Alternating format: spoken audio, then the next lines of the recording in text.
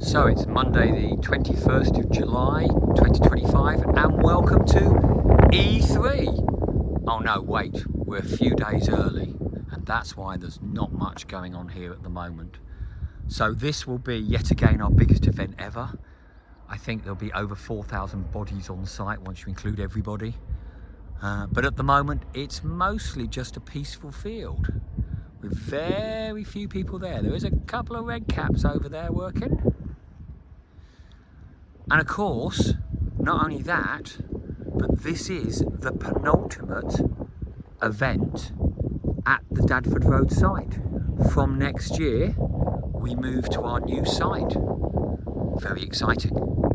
So, this will be a very crowded event, but this is going to be the most crowded summer event we are ever going to see at Dadford Road before we leave it. Over there, you can just about make out the Forge, which is our PD run bar. I don't know what those red caps are doing with that white van. You can see our in-character looking toilet blocks way over there with a skip right next to it, and then you can just make out the two entrances there and there, which takes you into the further field that has Dawn and Wintermark in it. The Sentinel Gate, well, shall we say the stumps of the Sentinel Gate, can be seen over there. Over there will become the Hall of Worlds, along with the Reggio, somewhere about there. This is Urzen, followed by Highguard. Then we've got kind of Traders and Brass Coast. The hub where I work as a civil servant is way over there. Of course, I haven't introduced myself. My name's Paul. During the event, I'm a civil servant. Between events, I help promote Empire at LARP kit fairs like What's Your Game and LARPCon and Comic-Cons. But yes, at events, I'm one of the civil servants in the hub, which will be over there somewhere, along with the magistrates over there, the library. What else is over there? Oh, there's some other tents over there as well. The Imperial offices. And then if we go over this way, you've got the woods. In there will be the Orcs and most of Navarre, with a bit of Navarre on the edge here. And then, and I'm going to get this wrong, so near here is Varushka. Then over behind Varushka, I think it's the League, then the Marches, then the remains of Navarre, who are the non-wood camping Navarre. And hopefully I've covered all 10 nations. I probably missed a nation out, which would be really embarrassing. Anyway, I tell you, this field just will look so different in literally just a few days from now. So, that is the field that will become Anvil in just a few days' time for the third Empire event of 2025 and the penultimate event here at Dadford Road. And then obviously there's E4 in September. So I hope that was really useful. Oh, I suppose I ought to look behind me. So behind me, this is the boundary to Out of Character. You'll have First Aid over here. You'll have the Games Operation Desk God there. And then over behind those two TARDISy toilet blocks will be the big Out of Character set of Traders and the Out of Character Caterers. So there'll be a big square of them there. And I think, quite if it's same as usual, here there will be another big giant toilet block. And then there'll be camping all across the back there. So yes, as you can see, it does look quite different. So, hope that was useful to you, and hopefully I'll see you in a few days' time. Bye. So it's a few days later, Thursday, 3 PM. That means the players have been allowed on site for a couple of hours, and as you can see, the Anvil is slowly starting to spring to life on that empty field you've just seen. So I think in the last clip I got those two the wrong way round. The marches are this side and the league is that side, maybe. But yes, you can see now from this vantage point, Anvil's like that. And if I switch round, where I was mentioning about the toilet blocks, there's the bigger ones, and you can see games operation desk is now up, medical centre is now up, and the cars are streaming in very slowly. It's only been a few hours, like I say. So just to give you a little bit of a flavour, so we can try it again next time when I walk down. Let's just walk down a little bit. I'm not going to go too far. If you really want to see what Anvil looks like completely populated, you need to look at one of my other videos that I took a couple of years ago where we had everything. So up there you can look now, and if you look you can see the Hall of Worlds that I mentioned before over there. Give the can a drink, I need the caffeine. The Hall of Worlds is now up. You can't now see the stumps of the Sentinel Gate because of those tents that are there, and the caterers and the traders are slowly populating this bit here, so you can just make out Skinmore and Moorish in the distance there. So yes, slowly but surely Anvil's springing to life, and hopefully in the next clip you'll see an even bigger change from what we've got now. So it's still Thursday, slightly later on. Luckily the weather's still holding out. I'm in the crew area and I'm going to go and talk to Caroline and Taz, who are two of the egregores for Empire. So I think the first question I've got to ask you two, which either of you can answer, is what the hell is an egregor? The egregor is like the spirit of the nation. So out of character, we are an NPC role. We're part of player support, and we're there to help make sure that new players are getting involved, that they can find the plot, that they can find each other, and to just make sure that everybody is sort of getting involved with the plots. We know what the hooks are, we know what skirmishes are going out, and things like that. Well, I'm doing the out of character. You can say what we are in character. So one of the things, just before we continue there, so Taz mentioned their NPC, and I think we ought to be clear that NPC stands for non-player character, which effectively means you're a staff member, yes, not a player, which would explain why you're in the staff area, which is what I said at the start of the clip. So that's great. And Caroline, you're gonna talk about it from an in-character perspective. I'm a point where players can come and find things out about their nation, do a lot of signposting, also do a lot of if there are any issues, we deal with them. We have a radio, so we can contact people if they need contacting, either good or sad reasons. But more than anything, as the spirit of the nation, we can hand out snacky plots and things that we've been told about that we can do. We can signpost towards that, and we just embody our nation. So in Highguard, I am Cambrian, so I'm quite stubbornly proud of my nation, and for new players they get to see what Highguard is essentially. We're both Escons, so there's another egregor in Highguard, and they'll see slightly different flavours of what Highguard is on the field. And so you mentioned you're from Highguard, and in just a few words, how would you describe Highguard as a nation compared to the other nations? Before we ask Taz effectively what nation she's from. The whole of Empire came from Highguard. We are basically the start of everything, and we know that. We're very proud of our roots, and we have an awful lot to say for the Empire in all of the major forums, military, the whole shebang. So we consider ourselves very much the centre of all the virtues and the path that goes through and weaves in and out of all of the other nations, but we are the centre. Gotcha. Right, and Taz, you're not Highguard, are you? No, I play Grandmother, who is one of the egregores of Varushka. Varushka is a nation that is, I suppose, very broadly based on sort of the Eastern Europe, the Black Country, Grimm's fairy tales, and that sort of idea of the dark forest and the things and creatures that live therein. And the two egregores of Varushka represent different aspects of those sorts of stories.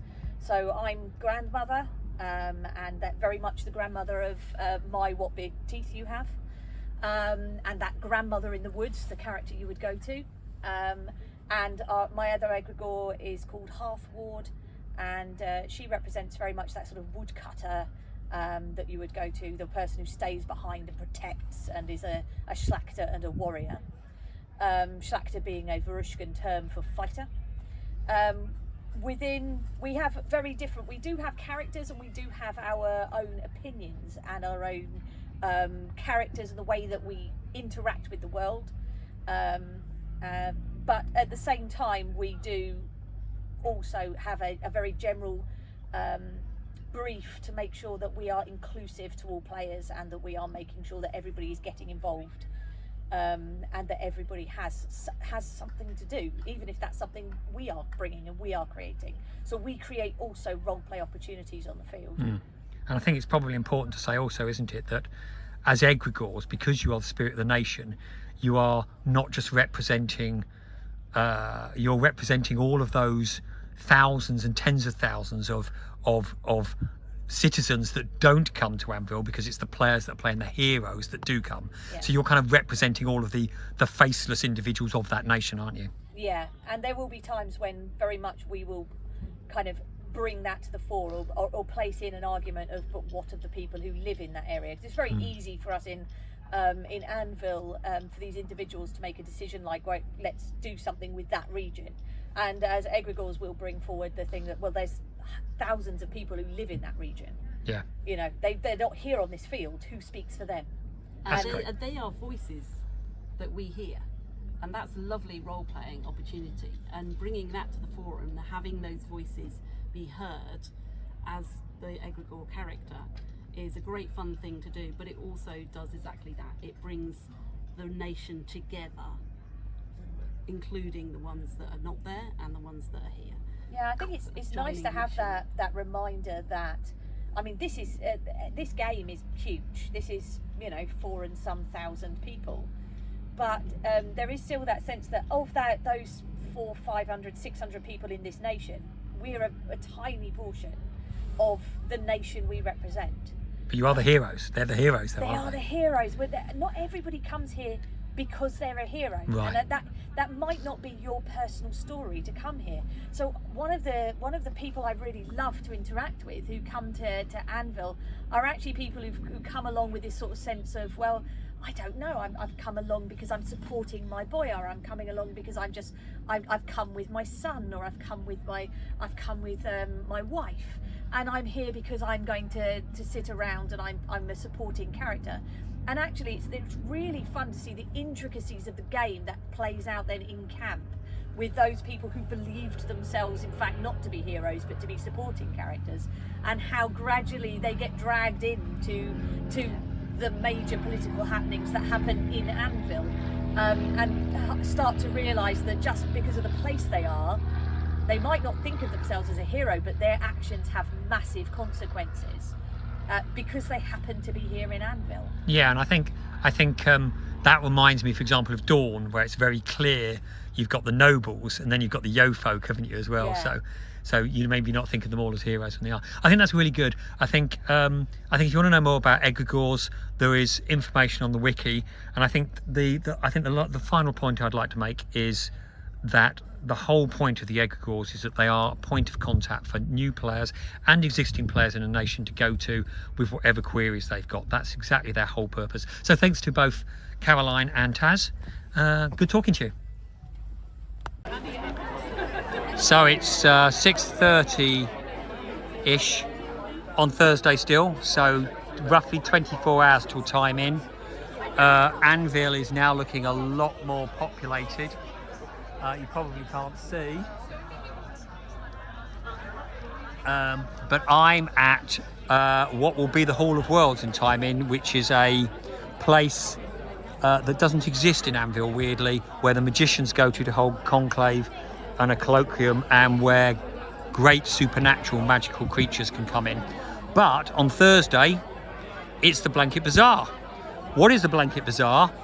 That's a good question. It is players and crew who make their own products and sell it for out of character money. So it's all for real money.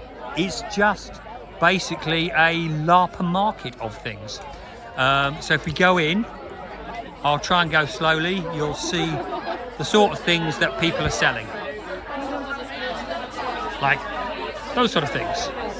Or, so that's Empire specific because they're maps, but it doesn't have to be Empire specific things. It can actually be anything at all, as long as you're a player or crew at Empire and kind of you've made it yourself. So it's kind of a creator's market. And it's a really nice PD supported activity, but this is nothing to do with PD effectively.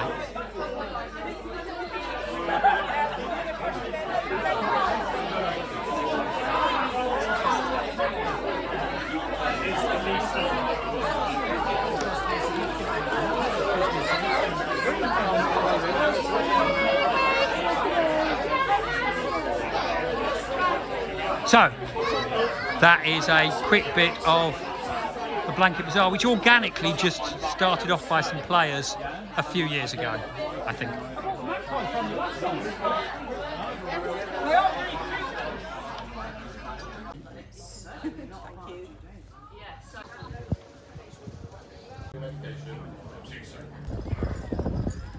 So it's 5 PM on Friday, that's an hour till time in. As you can see, the Anvil has now gone from its grassy field in the earlier clips to being pretty much fully formed. Cars are still allowed on because it's not time in yet for an hour, as the players put the last finishing touches to their in-character tents and camps. And if I step down, I'm in the same place I was before.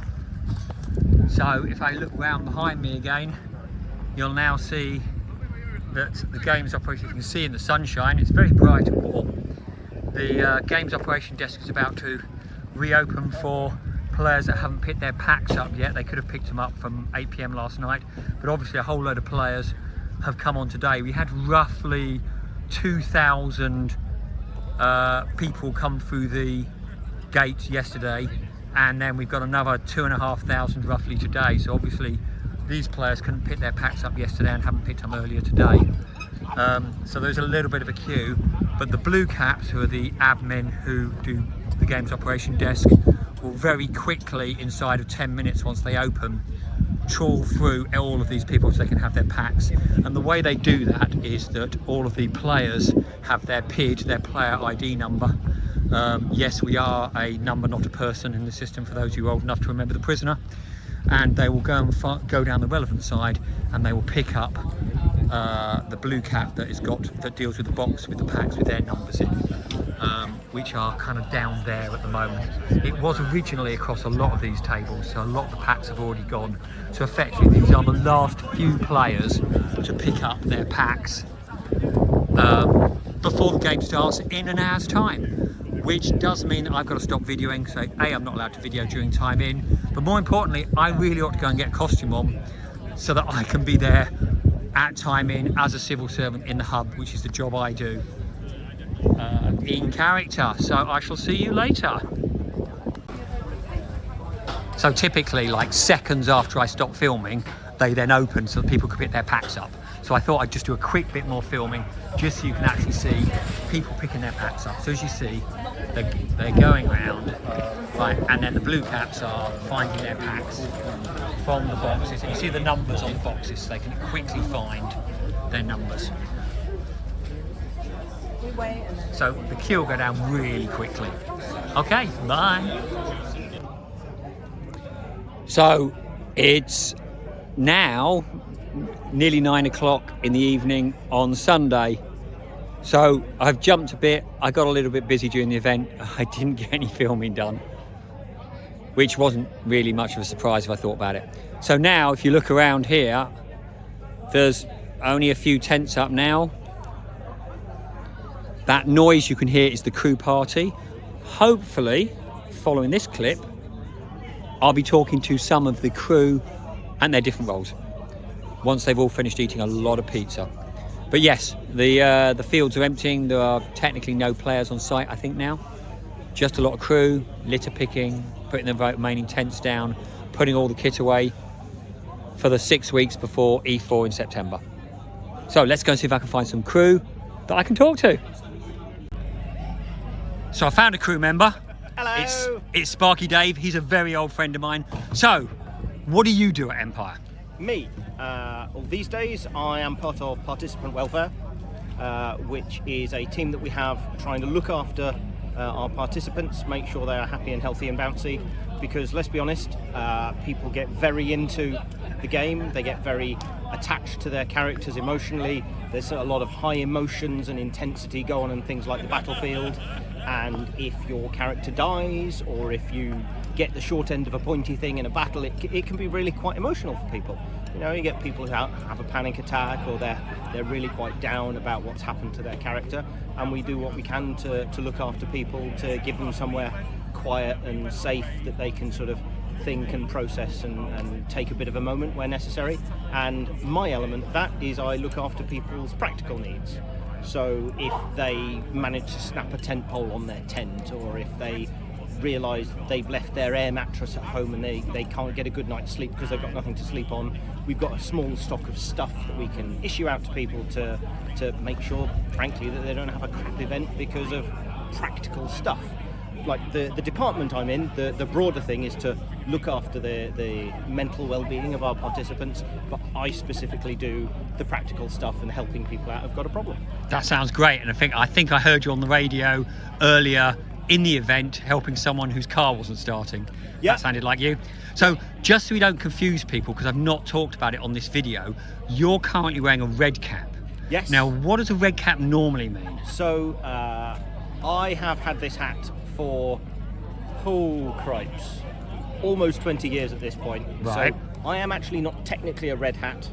The red hats is the site crew, which is the people who give the game somewhere to be. So they look after the fields, they do the water, the power, take care of the toilets, and putting up all the canvas, or at least the big Profound Decisions provided canvas. And that's the site crew. The contrast that I draw to make it easy for people is the red hats give the game a place to be, whereas God runs the game and does all the paperwork and the logistics associated with running a game. Yeah. But the site crew run the site itself, but don't actually really run the game in any way.